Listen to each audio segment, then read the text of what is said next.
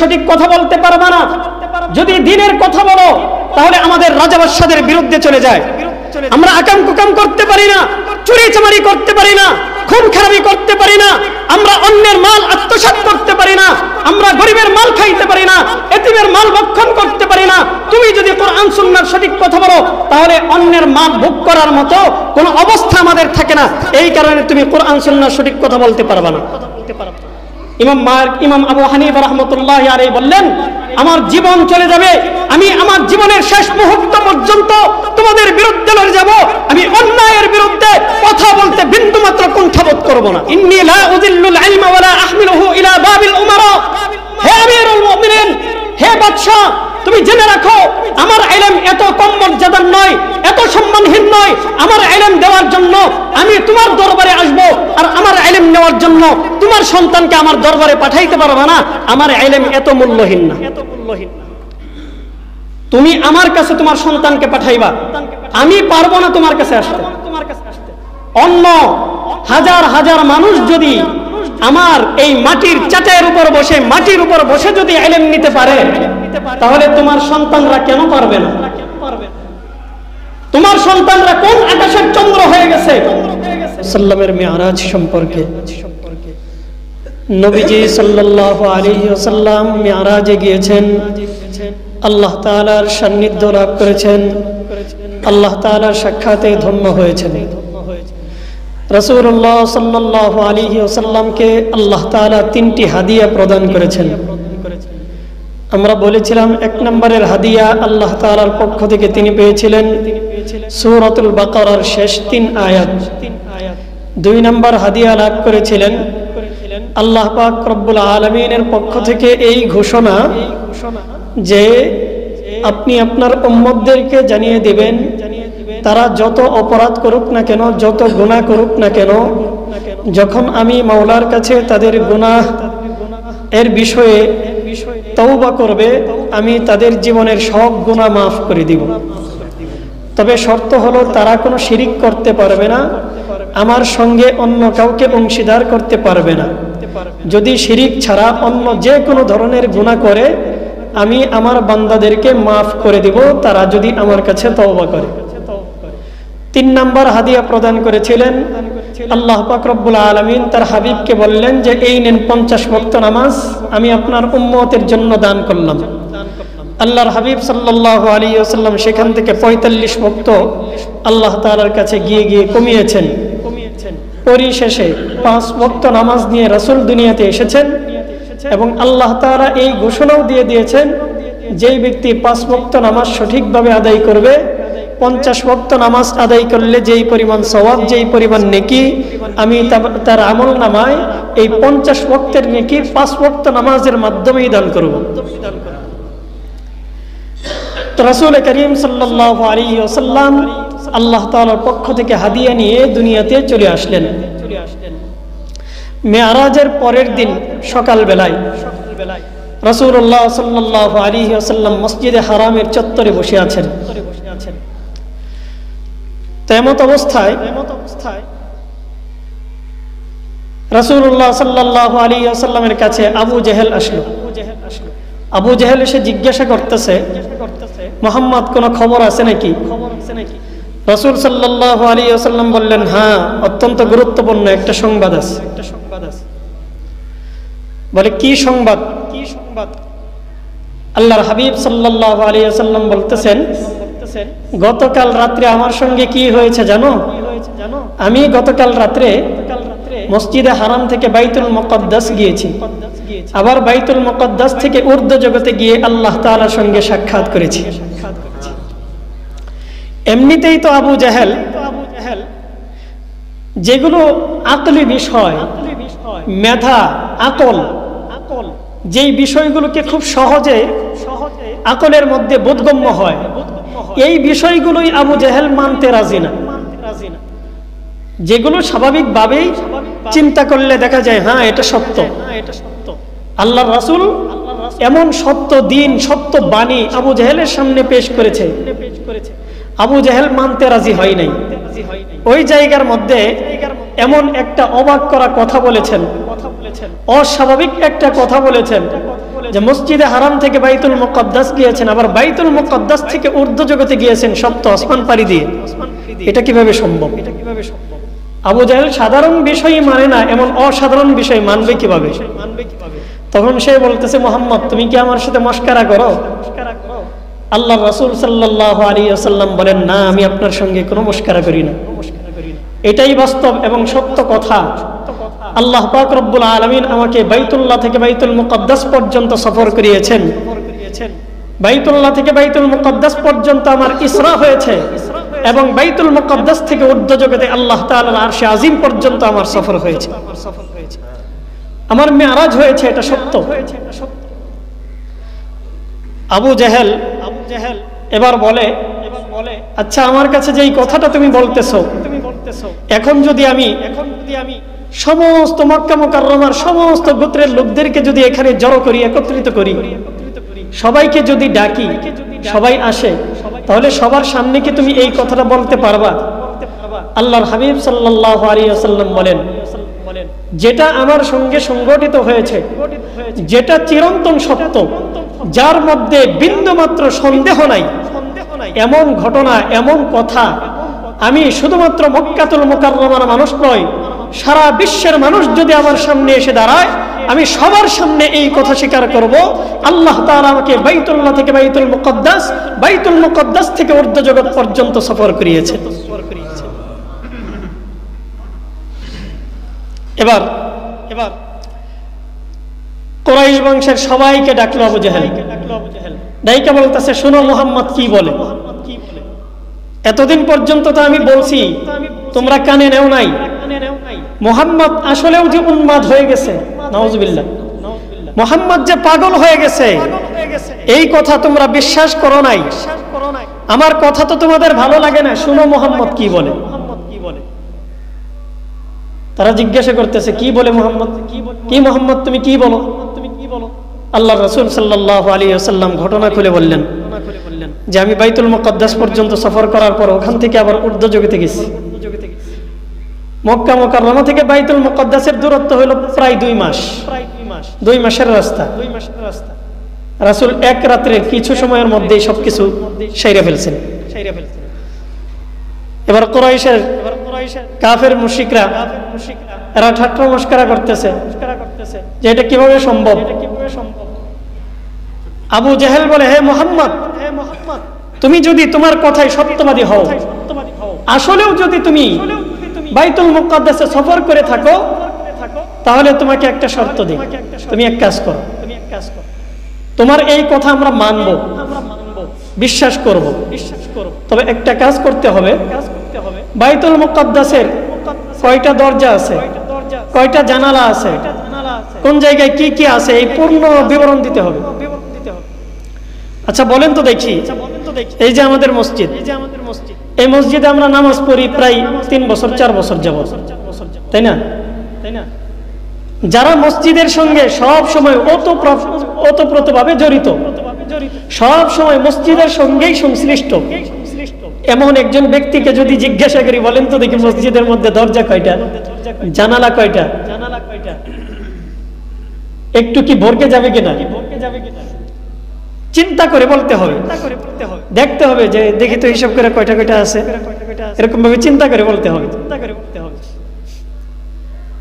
স্বভাবতই খুব সহজে বলে দেওয়া সম্ভব না, কারণ আমরা মসজিদে আসি ইবাদত করার জন্য, দরজা জানালা গোনার জন্য তো আসি না।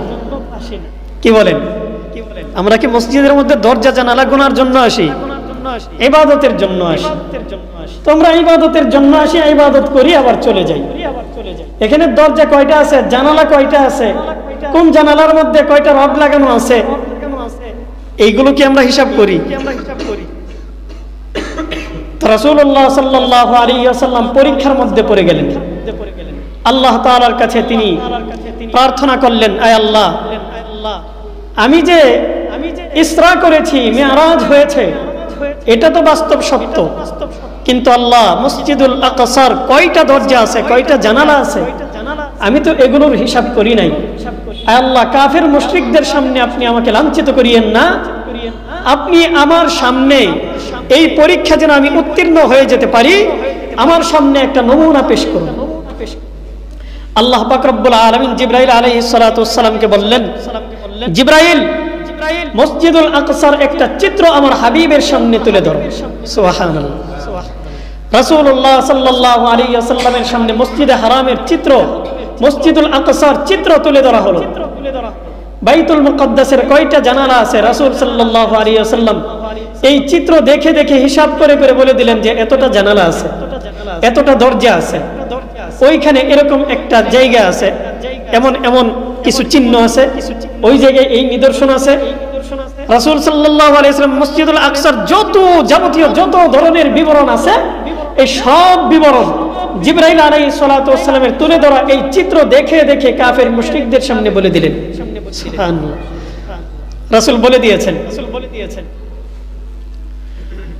এখন আবু জেহেল এমনিই তো রব তেরা একটা লোক, যার কপালের মধ্যে হেদায়েতের নূর নাই, যার কপালে হেদায়েত আসবে না, আপনি যতই তাকে ওয়াজ করেন, নসিহত করেন, কোনো কাজ হবে না।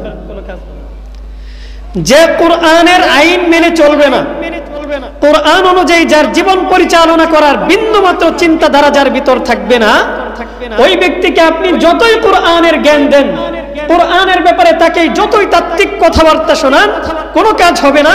এই ব্যক্তি কোরআনের ইলম গ্রহণ করবে না। এটাই মানুষের নেচার। তো রাসূল সাল্লাল্লাহু আলাইহি ওয়াসাল্লাম যখন পূর্ণ বিবরণ তুলে ধরলেন, আবু জাহেলের আগের কথা ছিল যে তুমি যদি তুলে ধরতে পারো তাহলে আমরা ঈমান আনবো। এখন সে পল্টি নিছে, না মুহাম্মদ তুমি মনে হয় এই জায়গার মধ্যে কিছু একটা টেকনিক খাটাইছো, মনে হয় আগে পরে কিছু একটা জানছো বাইতুল মুকদ্দাস সম্পর্কে, যে এরকম এরকম বাইতুল মুকদ্দাসের বিবরণ, এইগুলো জাননা মনে হয় তুমি মুখস্থের উপর সবকিছু বলছো। বলে নাউজুবিল্লাহ, মানে সে ঈমান আনবে না, এক কথা।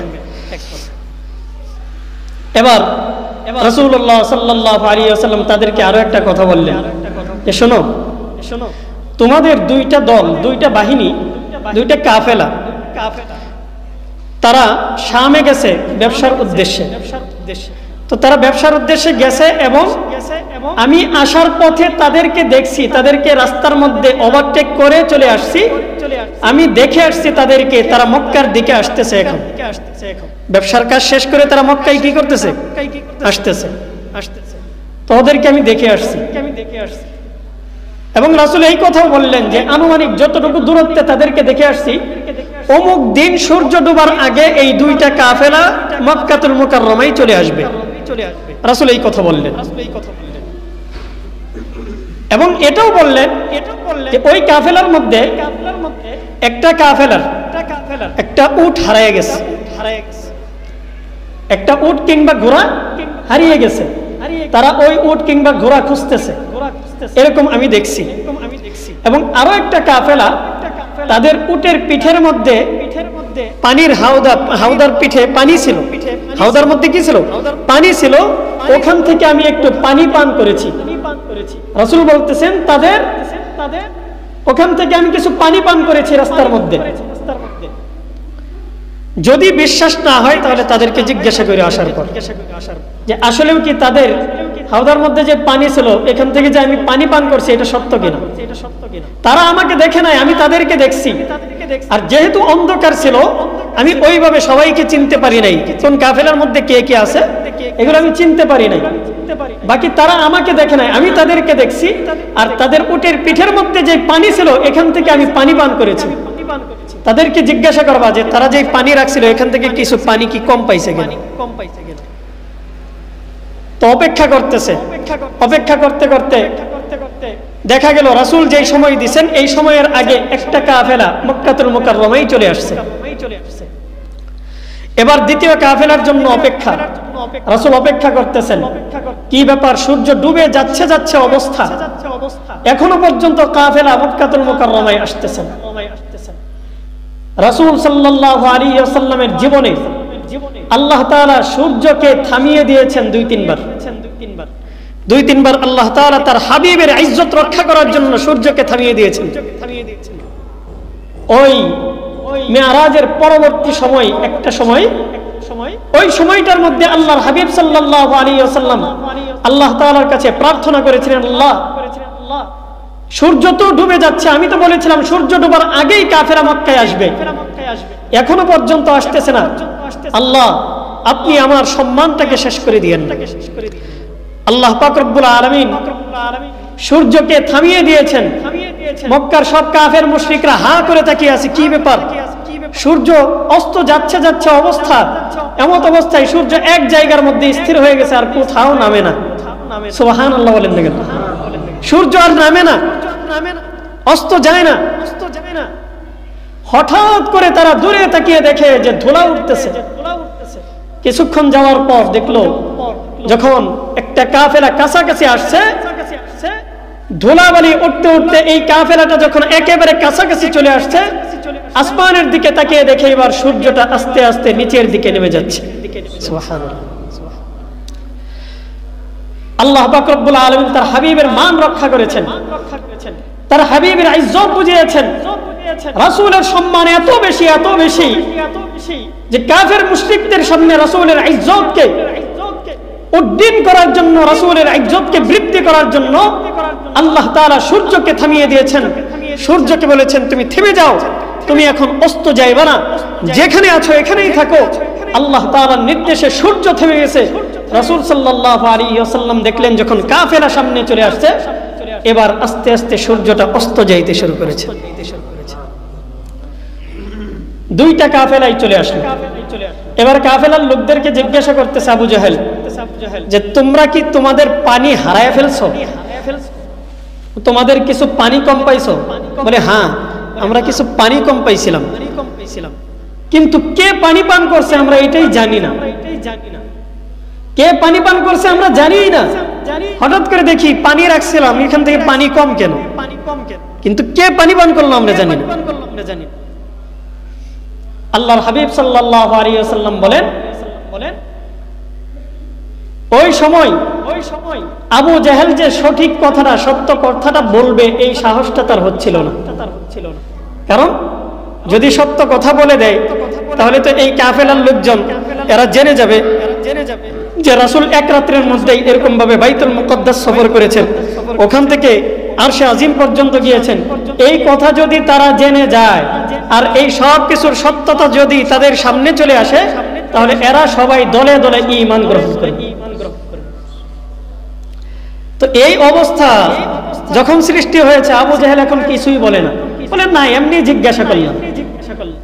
ওরা বলেন না তুমি বড়ই রহস্যজনক প্রশ্ন করেছো, এমনি জিজ্ঞাসা করেছো, এটা বিশ্বাস করি না, কেন প্রশ্ন করেছো বলো। আবু জাহেল এদিকে একজনকে পাঠিয়ে দিয়েছে আবু বকরের কাছে, যে আবু বকরের গিয়ে শোনাও মুহাম্মদ এগুলো কি কইতেছে, মুহাম্মদ এগুলো কি বলে। এই নাকি এক রাতের মধ্যে সফর করছে, বাইতুল মুকদ্দাস গেছে, আবার আরশে আজিম পর্যন্ত গেছে, তুমি আবু বকরের শোনাও। আবু বকর এতদিন পর্যন্ত খুব আমাদের সঙ্গে খেলা দেখাইছে, আবু বকর খুব বলছে যে মুহাম্মদরে খুব বিশ্বাস করি আমরা, মুহাম্মদ আল আমিন, মুহাম্মদ একজন বিশ্বস্ত মানুষ, তিনি সিদ্দিক, মুহাম্মদ এত বিশ্বস্ত মানুষ, তার জবান থেকে যে আজকে মিথ্যা প্রকাশিত হয়েছে এটা আবু বকরকে শুনিয়ে দাও। আবু জাহেল ওই লোককে পাঠাইছে আবু বকরের কাছে। আবু বকর রাদিয়াল্লাহু তাআলা আনহুর কাছে গিয়ে বলতেছে, শুনছো মুহাম্মদ কি বলে? কি বলে? মুহাম্মদ বলতেছে যে সে নাকি বাইতুল মুকদ্দাস গেছে এক রাতের মধ্যেই, আবার বাইতুল মুকদ্দাস থেকে আরশে আজিম পর্যন্ত গিয়ে আল্লাহ তাআলার সঙ্গে সাক্ষাৎ করেছে, আবার তোমাদের জন্য নাকি আল্লাহ তাআলার পক্ষ থেকে কিছু হাদিয়াও নিয়ে আসছে।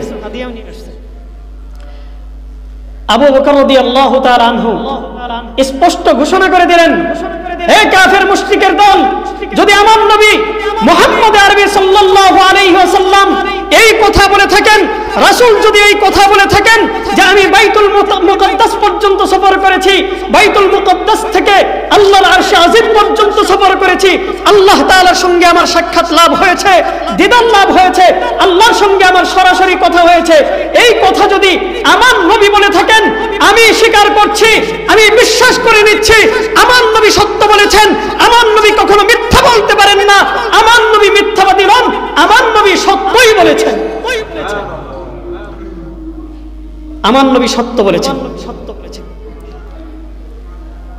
তোমরা মানো আর না মানো, আমি আবু বকর কোনোভাবে অবিশ্বাস করতে পারি না। আমার রাসূলকে আমি বিশ্বাস করি, আমার রাসূলকে আমি বিশ্বাস করি। আমি আমার বাবা মাকে যতটুকু না বিশ্বাস করি, এর চাইতে বেশি আমি আমার রাসূলকে বিশ্বাস করি। রাসূল কখনো মিথ্যা বলতে পারেন না।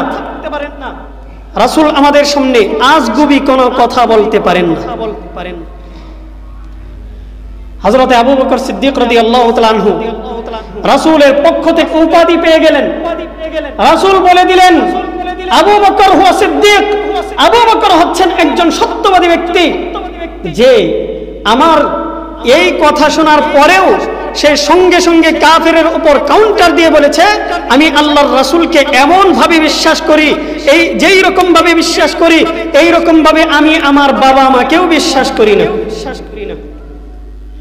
রাসূল অবশ্যই সত্য বলেছেন। হযরত আবু বকর সিদ্দিক রাদিয়াল্লাহু তাআলা আনহু এই কথার সত্যায়ন করেছেন। তো এবার আবু জাহেল ওই কাফেলাকে বলতে রাজি না যে কেন সে এই প্রশ্ন করেছে। কাফেলার লোকজন বলতেছে, না, তোমার কথার মধ্যে রহস্য আছে। রাসূলুল্লাহ সাল্লাল্লাহু আলাইহি ওয়াসাল্লাম সবার সামনে ব্যর্থহীন কণ্ঠে ঘোষণা করলেন, আমি বাইতুল্লাহ থেকে বাইতুল মুকদ্দাস পর্যন্ত, বাইতুল মুকদ্দাস থেকে আল্লাহর আরশে আজিম পর্যন্ত সফর করেছি। আল্লাহ পাক রব্বুল আলামিন আমাকে সফর করিয়েছেন, আর আমার সফরটা এত দ্রুতগামী ছিল যেটা তোমরা বিশ্বাসও করতে পারবে না। আমি এমন জন্তুর পিঠে চড়ে সফর করেছি, যেই জন্তুর চোখের নজর যতদূর পর্যন্ত যায়, তার এক কদম থেকে এখানে আরেক কদম থেকে তার নজর যতদূর যায় ততদূর পর্যন্ত আমাকে আল্লাহ তাআলা এমন একটা সফরের দৌলত দান করেছেন। এত বড় একটা নিয়ামত আল্লাহ তাআলা আমাকে দান করেছেন। রাসূলের এই কথার সত্যতা যখন প্রকাশিত হলো, মেরাজের সত্যতা যখন জাতির সামনে উদ্ভাসিত হলো, এবার কাফের মুশরিকরা দলে দলে ইসলাম গ্রহণ করতে শুরু করলো।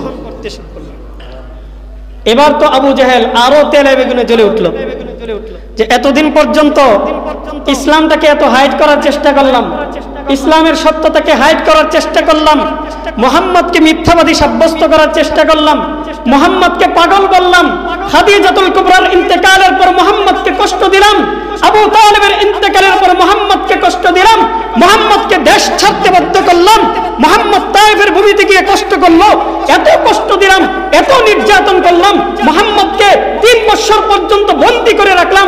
এত কিছু করার পরেও আমাদের ফলাফলের খাতা দেখি শূন্য। আমাদের ফলাফলের খাতা একেবারেই শূন্য। আমরা এত নির্যাতন করে মুহাম্মদকে এত নির্যাতন করে কিছুই করতে পারলাম না। এবার তারা সর্বশেষ স্টেপে গেল, মুহাম্মদকে হত্যা করতে হবে। বলেন নাউজুবিল্লাহ। মুহাম্মদকে হত্যা করতে হবে। রাসূলুল্লাহ সাল্লাল্লাহু আলাইহি ওয়াসাল্লামকে হত্যা করার জন্য তারা যুবকদেরকে লিলিয়ে দিল। নবুয়তের 13তম বৎসর রাসূল সাল্লাল্লাহু আলাইহি ওয়াসাল্লামকে হত্যা করার জন্য রাসূলের বাড়ি ঘেরাও হয়ে গেছে। আল্লাহ পাক রব্বুল আলামিন তার হাবিবকে এখান থেকেও হেফাজত করেছেন, এখান থেকে রক্ষা করে তার হাবিবকে সোজা বলেছেন, ইয়া রাসূলুল্লাহ, আপনি সোজা মদিনাতুল মুনাওয়ারায় চলে যান, ওখানে আপনার জন্য আনসাররা অপেক্ষা করতেছেন, ওখানে চলে যান, তাদের মধ্যে দ্বীনের দাওয়াত পেশ করুন, তারা দেখবেন দলে দলে ঈমান গ্রহণ করবে। আল্লাহর হাবিব সাল্লাল্লাহু আলাইহি ওয়াসাল্লাম নিজ মাতৃভূমি মক্কাতুল মুকাররমা ছেড়ে মদিনাতুল মুনাওয়ারায় যাওয়া লাগলো। মদিনাতুল মুনাওয়ারার আগ পর্যন্ত রাসূলুল্লাহ সাল্লাল্লাহু আলাইহি ওয়াসাল্লামের হিজরত করার প্রয়োজন দেখা দিল। তো এই ঈমানকে বাঁচানোর জন্য, কোরআনের হেফাজতের জন্য, দ্বীনের হেফাজতের জন্য আল্লাহর হাবিব সাল্লাল্লাহু আলাইহি ওয়াসাল্লাম এত কুরবানি দিয়েছেন, এত কষ্ট করেছেন, এত শ্রম দিয়েছেন, এত রক্ত ঘাম ঝরিয়েছেন, এত কষ্ট এবং মুজাহাদা করেছেন। রাসূলুল্লাহ সাল্লাল্লাহু আলাইহি ওয়াসাল্লাম পরিশেষে নিজের দেশ মক্কাতুল মুকাররমা ছেড়ে মদিনাতুল মুনাওয়ারায় হিজরত করলেন। রাসূল এত কষ্ট করলেন, এত মর্যাদাপূর্ণ একজন ব্যক্তি, আল্লাহ তাআলা দুনিয়া সৃষ্টির পর থেকে নিয়ে অদ্যাবধি রাসূলুল্লাহ সাল্লাল্লাহু আলাইহি ওয়াসাল্লামের চাইতে শ্রেষ্ঠ কোন মাখলুক দুনিয়ার মধ্যে প্রেরণ করেন নাই।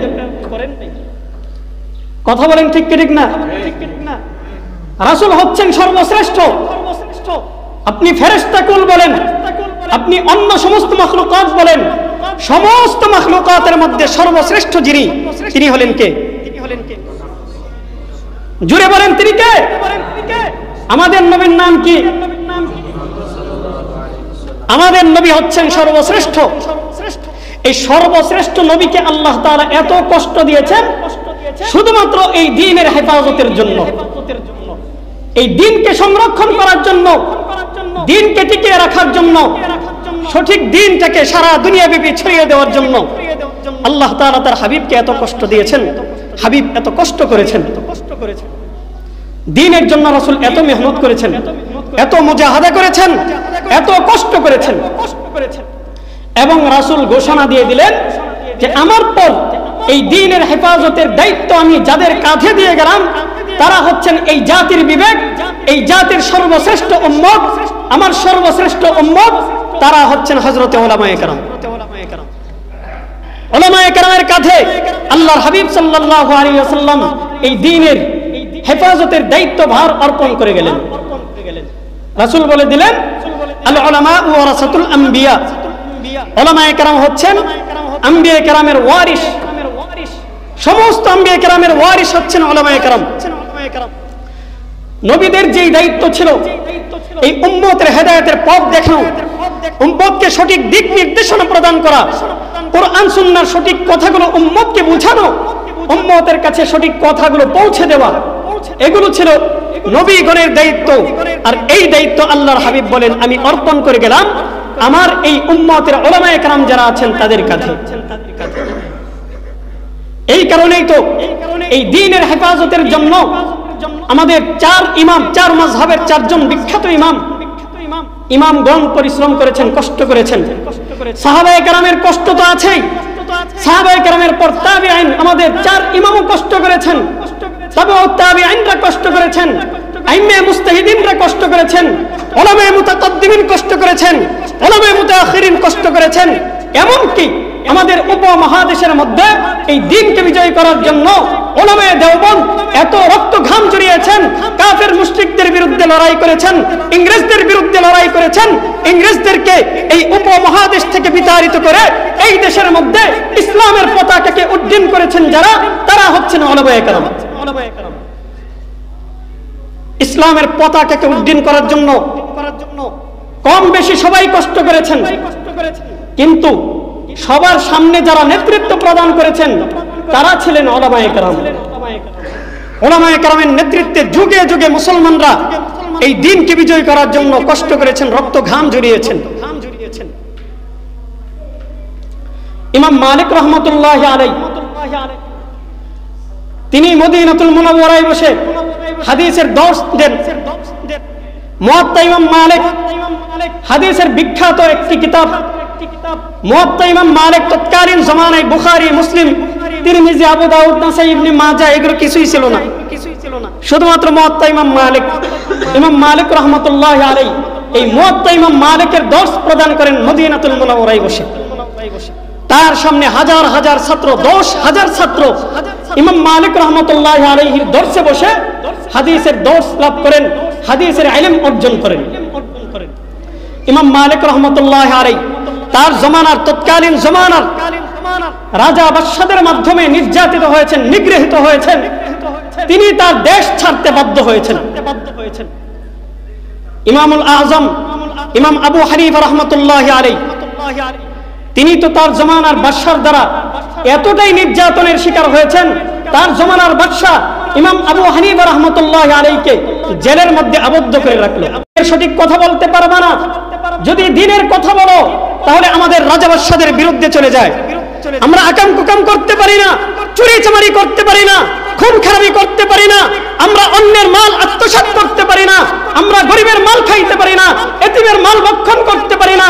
তুমি যদি কোরআন সুন্নাহর সঠিক কথা বলো তাহলে অন্যের মাল ভোগ করার মতো কোনো অবস্থা আমাদের থাকে না। এই কারণে তুমি কোরআন সুন্নাহর সঠিক কথা বলতে পারবে না।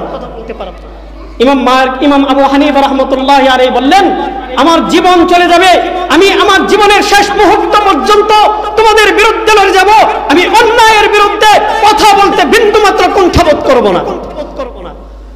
ইমামে আজম আবু হানিফা রাহমাতুল্লাহি আলাইহি বললেন, আমাকে যতই কষ্ট দাও, আমাকে যতই জেল জুলুম করো, আমাকে যতই জেলের মধ্যে আবদ্ধ করে রাখো, আমার এই জবানকে কোনোভাবেই বন্ধ করে রাখা তোমাদের পক্ষে পসিবল হবে না, সম্ভব হবে না। আমি আমার জবানকে বন্ধ করব না। কোরআনের আইনের বিষয়ে আমি কথা বলবো, কোরআন সুন্নাহর ব্যাপারে আমি সঠিক কথা জাতির সামনে তুলে ধরব। ইমাম আবু হানিফা রাহমাতুল্লাহি আলাইহিকে কষ্ট দিতে দিতে, নির্যাতন করতে করতে এক পর্যায়ে ইমাম আবু হানিফা রাহমাতুল্লাহি আলাইহিকে বিষ প্রয়োগ করে, এই বিষ ক্রিয়ায় ভুগতে ভুগতে এক পর্যায়ে দুনিয়া থেকে ইমাম আবু হানিফাকে বিদায় হতে হয়েছে।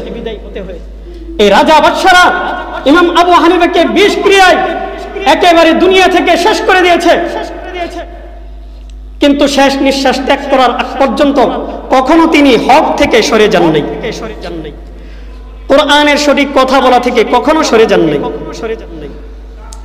ইমাম আহমদ ইবনে হাম্বলকে জেলের মধ্যে আবদ্ধ করে রাখছে। দৈনিক ইমাম আহমদ ইবনে হাম্বলকে এত বেশি বেত্রাঘাত করা হতো, এত আঘাত করা হতো, তার শরীর থেকে অঝোর ধারায় রক্ত প্রবাহিত হতে থাকতো। এত কষ্ট করেছেন, শরীর থেকে রক্ত ঝরঝর করে পড়তে থাকতো। কল্পনাও করতে পারবেন না, চিন্তা করতে পারবেন না, এত বেশি রক্ত ঝরিয়েছেন ইমাম আহমদ ইবনে হাম্বলের। যখন তিনি দুনিয়া থেকে বিদায় নেন, তার শরীরের মধ্যে হাজার হাজার জখম ছিল, জখমের কোনো অভাব ছিল না, সারাটা শরীরের মধ্যে জখম আর জখম। এত নির্যাতনের শিকার হয়েছেন, কখনো তিনি কোরআন সুন্নাহর সঠিক কথা বলা ছাড়েননি। আমিরুল মুমিনিন ফিল হাদিস ইমাম বুখারী রাহমাতুল্লাহি আলাইহি, যার কিতাব আজকে সারা বিশ্বের মধ্যে সমাদৃত, ইমাম বুখারী রাহমাতুল্লাহি আলাইহিকে তারা কি পরিমাণ নির্যাতন করেছে। তার জামানার যিনি বাদশা ছিলেন, ওই বাদশা ইমাম বুখারী রাহমাতুল্লাহি আলাইহি যখন হাদিসের দর্স প্রদান করতেন, ইমাম বুখারীর সামনে 90,000 ছাত্র থাকতো। সুবহানাল্লাহ বলেন না কেন? 90,000 ছাত্র বাড়ির কাছের কথা না, প্রায় 1 লাখ ছাত্র। 90,000 ছাত্রকে তিনি সামনে বসিয়ে হাদিসের দর্স প্রদান করতেন। তো ইমাম বুখারী রাহমাতুল্লাহি আলাইহি 90,000 ছাত্রকে বসিয়ে হাদিসের দর্স প্রদান করেন, হাদিসের শিক্ষা দেন।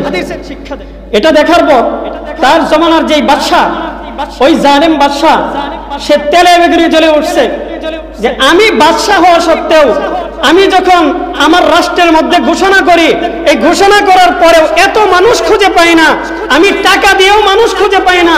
আর ইমাম বুখারী সে শুধুমাত্র হাদিসের কিতাবটা নিয়ে, বুখারী শরীফটাকে সামনে নিয়ে যখন বসে যায়, তখন তার সামনে 90,000 ছাত্র দলে দলে চলে আসে। কিসের টানে আসে বলেন? কিসের টানে? এত ছাত্র কিসের টানে আসে? কোরআনের টানে আসে, হাদিসের টানে আসে। নবীর কথা শুনবে, নবীর হাদিস শুনবে, এই টানেই তারা আসে। ইমাম বুখারী রাহমাতুল্লাহি আলাইহিকে বাদশা বলতেছে, তুমি এই যে হাদিসের কিতাব পড়াও, অনেককেই তো পড়াও, তো আমার 2 জন সন্তান আছে, আমার সন্তানদেরকেও তোমাকে পড়াতে হবে। তবে কথা হলো, আমার সন্তানরা তোমার যে গরিবখানা আছে, এরকম ফকিন্নি মার্কা জায়গার মধ্যে আমার সন্তানরা যাইতে পারবে না, বরং তুমি আসবা, দিনে একটা সময় করে আমার সন্তানের কাছে আসবা, আয়েশা আমার সন্তানকে ইলম শিক্ষা দিয়ে যাইবা। ইমাম আবু হানিফা রাহমাতুল্লাহি আলাইহি বললেন, ইন্নী লা উযিল্লুল ইলমা ওয়া লা আহমিলুহু ইলা বাবিল উমারা। হে আমিরুল মুমিনিন, হে বাদশা, তুমি জেনে রাখো, আমার ইলম এত কম মর্যাদার নয়, এত সম্মানহীন নয়। আমার ইলম দেওয়ার জন্য আমি তোমার দরবারে আসব, আর আমার ইলম নেওয়ার জন্য তোমার সন্তানকে আমার দরবারে পাঠাইতে পারবে না। আমার ইলম এত মূল্যহীন না। তুমি আমার কাছে তোমার সন্তানকে পাঠাইবা, আমি পারবো না তোমার কাছে আসতে। অন্য হাজার হাজার মানুষ যদি আমার এই মাটির চাটাইয়ের উপর বসে, মাটির উপর বসে যদি ইলম নিতে পারে, তাহলে তোমার সন্তানরা কেন পারবে না? তোমার সন্তানরা কোন আকাশের চন্দ্র হয়ে গেছে, কিসের নক্ষত্র হয়ে গেছে? তোমার সন্তানরা কেন পারবে না? যদি অন্য সব মানুষেরা পারে, তাহলে তোমার সন্তানদেরকেও পারতে হবে। ইমাম বুখারী রাহমাতুল্লাহি আলাইহি স্পষ্ট কথা জানিয়ে দিলেন। ইমাম বুখারী রাহমাতুল্লাহি আলাইহি যখন এই কথা জানালেন, তখন বাদশা তার উপর নির্যাতন শুরু করলো। নির্যাতন করতে করতে, শারীরিক প্রহার করতে করতে এমন আহত করেছে, এক পর্যায়ে ইমাম বুখারী রাহমাতুল্লাহি আলাইহি তার বুখারা ছেড়ে তিনি সফর করতে বাধ্য হয়েছেন, হিজরত করতে বাধ্য হয়েছেন। তো ইমাম বুখারী রাহমাতুল্লাহি আলাইহি নিজের এলাকা ছেড়ে হিজরত করেছেন শুধুমাত্র ইলমের হেফাজতের জন্য, এই দ্বীনের হেফাজতের জন্য, দ্বীনকে উদ্দীন করার জন্য, এই দ্বীনের মর্যাদাকে বুলন্দ করার জন্য। তো যুগে যুগে উলামায়ে কেরাম এরকম কষ্ট করেছেন, মুজাহাদা করেছেন শুধুমাত্র এই দ্বীনের হেফাজতের জন্য। আমাদের এই নিকটতম আকাবির 200 বছরের ঘটনা, ইংরেজদের আমলে শাইখুল হিন্দ মাহমুদ হাসান দেওবন্দি রাহমাতুল্লাহি আলাইহি, দারুল উলুম দেওবন্দের প্রথম ছাত্র মাহমুদ হাসান দেওবন্দি রাহমাতুল্লাহি আলাইহি, তাকে কি পরিমাণ কষ্ট করতে হয়েছে। হোসেন আহমদ মাদানী রাহমাতুল্লাহি আলাইহি, তার সন্তানরা এখনো পর্যন্ত জীবিত আছেন। আল্লামা আরশাদ মাদানী বর্তমানে বাংলাদেশেই আছেন, তিনি বাংলাদেশ সফরে আছেন। গতকাল বাড়িধারা মাদ্রাসায় তিনি খতমে বুখারী করেছেন। আল্লামা আরশাদ মাদানী রাহমাতুল্লাহি আলাইহি, আসজাদ মাদানী রাহমাতুল্লাহি আলাইহি, তার আরো একজন সন্তান আসআদ মাদানী রাহমাতুল্লাহি আলাইহি, আরশাদ মাদানী দামাত বারাকাতুহুম, আসজাদ মাদানী দামাত বারাকাতুহুম, ওনাদের আবার সন্তানাদি আছে। হাসান আসজাদ মাদানী কয়েকদিন আগে কমলাপুর এসেছিলেন। তো এরকম ভাবে এই যে ওনাদের পূর্বসূরি যারা ছিলেন, তাদের মধ্যে হোসেন আহমদ মাদানী রাহমাতুল্লাহি আলাইহি, হোসেন আহমদ মাদানী রাহমাতুল্লাহি আলাইহি শাইখুল হিন্দ মাহমুদ হাসান দেওবন্দি রাহমাতুল্লাহি আলাইহির সঙ্গে মাল্টার দ্বীপে কারারুদ্ধ হয়েছেন। শাইখুল হিন্দ মাহমুদ হাসান দেওবন্দি রাহমাতুল্লাহি আলাইহিকে কারাগারে নিয়ে যাওয়া হচ্ছে, কারাগারে নিয়ে যাওয়া হচ্ছে। তার অন্যায় কি? তার অন্যায় হচ্ছে তিনি ব্রিটিশদের বিরুদ্ধে কেন আন্দোলন করলেন, তিনি কেন রেশমি রুমাল আন্দোলনের মধ্যে তিনি কেন সর্বাগ্রে থেকে সিপাহ সালার হয়ে তিনি কেন রেশমি রুমাল আন্দোলনের নেতৃত্ব প্রদান করলেন। শাইখুল হিন্দ মাহমুদ হাসান দেওবন্দি রাহমাতুল্লাহি আলাইহিকে মাল্টার দ্বীপে কারারুদ্ধ করা হলো। কারাগারে যখন নিয়ে যাওয়া হয়, তার ছাত্র হোসেন আহমদ মাদানী রাহমাতুল্লাহি আলাইহি বলতেছেন, আমার উস্তাদকে যদি, আমাকে ছাড়া আমার উস্তাদকে যদি একচুল পরিমাণ সামনে নিয়ে যাও, তাহলে আমি এই মুহূর্তে সমুদ্রের মধ্যে ঝাঁপিয়ে পড়ব। আমি আমার উস্তাদের সঙ্গে কারারুদ্ধ হতে চাই। আমার উস্তাদ যদি কারাগারে যেতে চায়, আমার উস্তাদ যদি কারাগারে, যদি আমার উস্তাদকে যাওয়ার আগে, তাহলে আমি হোসেন আহমদ মাদানী কেন যাব না? আমিও যাব। শাইখুল হিন্দ মাহমুদ হাসান দেওবন্দিকে যখন নিয়ে যায়, হোসেন আহমদ মাদানীকে বাধ্য হয়ে তারা অবরোধ করে কারাগারে নিয়ে যায়। কারাগারে হোসেন আহমদ মাদানী রাহমাতুল্লাহি আলাইহি শাইখুল হিন্দের মৃত্যুর পর বিবরণ দিয়েছেন। মৃত্যুর আগে বিবরণ দেওয়ার ব্যাপারে শাইখুল হিন্দের নিষেধ ছিল। বলেছিলেন, আমাকে যে নির্যাতন করা হয়েছে, আমি জীবদ্দশায়, আমি দুনিয়ায় থাকা অবস্থায় এই বিবরণ তুমি মানুষের সামনে পেশ করিও না। আমি ইন্তেকালের পর যদি তুমি পেশ করতে চাও তাহলে করতে পারো, কিন্তু আমি জীবিত থাকা অবস্থায় এই বিবরণ তুমি মানুষের সামনে পেশ করিও না। শাইখুল হিন্দ মাহমুদ হাসান দেওবন্দি রাহমাতুল্লাহি আলাইহিকে এত বেশি নির্যাতন করা হয়েছে, এত বেশি নির্যাতন করা হয়েছে যে শাইখুল হিন্দ রাহমাতুল্লাহি আলাইহির যে কোমর, একেবারে কোমরের মধ্যে একেবারেই গোশত ছিল না, শুধু হাড্ডি আর হাড্ডি ছিল, একেবারে গোশত ছিল না। হোসেন আহমদ মাদানী রাহমাতুল্লাহি আলাইহি এই ঘটনা ভারতের মধ্যে এক মহা সমাবেশের মধ্যে বলতেছিলেন, আর অঝোর দ্বারাই কাঁদতেছিলেন। বলতেছিলেন, আমার উস্তাদ শাইখুল হিন্দকে এত কষ্ট দিয়েছে এই ইংরেজরা। তিনি কাদের জন্য লড়েছেন? এই দেশের মুসলমানদের জন্য লড়েছেন। এই দেশের মুসলমানদের ঈমানের হেফাজতের জন্য, ঈমান আকীদার হেফাজতের জন্য, কোরআন সুন্নাহর সঠিক জ্ঞানকে এই দেশের মধ্যে টিকিয়ে রাখার জন্য তিনি লড়েছেন। এই দেশের মুসলমানদের ঈমানকে হেফাজত করেছেন। নিজের জীবন উৎসর্গ করে করে তারা এই দ্বীনের হেফাজতের জন্য কষ্ট করেছেন। এই ধারা কিয়ামত পর্যন্ত চলতে থাকবে। আল্লাহর হাবিব বলেন, কিয়ামত পর্যন্ত এভাবেই চলতে থাকবে। আমার উম্মতের হক্কানি উলামায়ে কেরাম যারা থাকবে, তাদের নেতৃত্বে এই দ্বীনের হেফাজত হবে। এই দ্বীনের হেফাজত আল্লাহ তাআলা হক্কানি উলামায়ে কেরামের নেতৃত্বেই করবেন। উলামায়ে হক্কানির মাধ্যমে এই দ্বীনের হেফাজত আল্লাহ তাআলা করবেন। ইন্না নাহনু নাযালনা যিকরা ওয়া ইন্না লাহু লাহাফিজুন। আল্লাহ তাআলা বলেন, এই কোরআন আমি নাযিল করেছি এবং এই কোরআনের হেফাজত করব আমি। এবং কিভাবে হেফাজত করব? আল্লাহ তাআলার হাবিব বলেছেন, আল্লাহ তাআলা এই সিস্টেমে হেফাজত করবেন। উলামায়ে কেরামের কুরবানির বিনিময়ে আল্লাহ তাআলা এই দ্বীনের হেফাজত করবেন। এই কারণে জাতির সর্বশ্রেষ্ঠ রাহবার, জাতির বিবেক উলামায়ে কেরামের সঙ্গে সবার সুসম্পর্ক হওয়া চাই। আল্লাহর হাবিব বলেন, কুন আলিমা আও মুতাআল্লিমা আও মুঈনা আও মুহিব্বা লা তাকুন খামিসা ফাতাহলিক। আল্লাহর হাবিব বলেছেন, কুন আলিমা, তুমি এক নম্বরে যদি পারো, এক নম্বরে তুমি এটা হও, কুন আলিমা, তুমি আলেম হও। কি হও? এক নম্বর তুমি আলেম হও। আও মুতাআল্লিমা, তুমি আলেম হতে পারো নাই, তাহলে তুমি এক কাজ করো, এখনো পর্যন্ত তোমার সুযোগ আছে, তুমি একজন আলেমের ছাত্র হও। আলেমের ছাত্র হওয়ার সৌভাগ্য তোমার হয় নাই। আও মুঈনা, তিন নাম্বার তোমার জন্য অপশন হচ্ছে তুমি আলেমকে সাহায্য করো, সহযোগিতা করো। আলেম যখন দ্বীনের সঠিক কথা বলে তাকে ভেটু দিও না, তার বিরুদ্ধাচরণ করো না, বরং তাকে সর্বাগ্রে তুমি সব ধরনের সহযোগিতা করার জন্য সামনে অগ্রসর হও।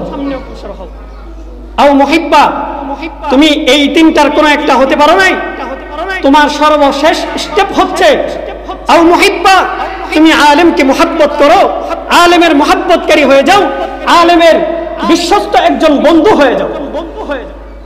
তুমি আলেমের বন্ধু হও, আলেমদের সঙ্গে সুসম্পর্ক করো, মুহাব্বতের সম্পর্ক করো, ভালোবাসার সম্পর্ক করো, আলেমদের খোঁজ খবর নাও, তাদের ভালো মন্দের দিকগুলো তোমরা দেখো।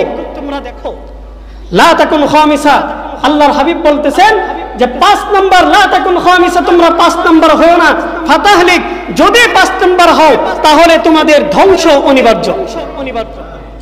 বলেন তো দেখি, এই কথা আমি মোল্লা বলি নাকি রাসূলুল্লাহ বলেন? মোল্লা বলেন নাকি রাসূলুল্লাহ বলেন? রাসূলুল্লাহ সাল্লাল্লাহু আলাইহি ওয়াসাল্লাম বলেছেন, আলেমের সঙ্গে তোমাদের এই 4 ধরনের সম্পর্ক হতে হবে। 1 নম্বর, তোমরা নিজেরাই আলেম হও। 2 নম্বর, আলেমের ছাত্র হও। 3 নম্বর, আলেমের সহযোগী হও। 4 নম্বর, যদি আলেমের সহযোগীও হতে না পারো তাহলে তোমরা আলেমকে মুহাব্বত করো, তাদের সঙ্গে ভালোবাসার সম্পর্ক করো। আল্লাহ পাক রব্বুল আলামিন আমাদেরকে এই যেই কথাগুলো বললাম, এই কথাগুলো বোঝার এবং তদনুযায়ী আমল করে নিজেদের জীবনকে সুন্দরভাবে উজ্জ্বল করে গড়ে তোলার তৌফিক দান করেন। আমিন। ওয়া আখিরু দাওয়ানা।